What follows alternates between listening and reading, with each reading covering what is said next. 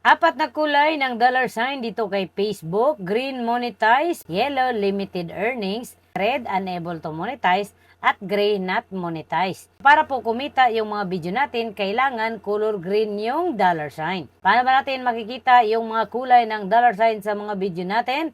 So, i-search lang natin dito sa Facebook Creator Studio. May makita po kayong kagaya nito. I-tap nyo lang.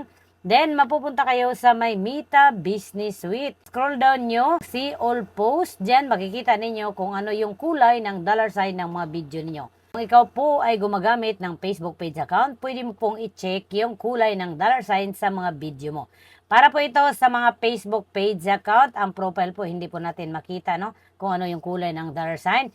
Ang palatandaan nyo na lang po, kapag po ang video may kita, ibig sabihin yan, color green ang dollar sign. Kapag po ang video konti lang yung kita, ibig sabihin limited yung earnings, color yellow ang dollar sign. Kapag po wala namang kita yung video, ibig sabihin unable to monetize or color red ang dollar sign. At kapag po naman gray, hindi pa po kayo monetize. Kaya dapat alam natin kung ano yung video na pwedeng pagkakitaan para hindi masayang yung pinaghirapan natin.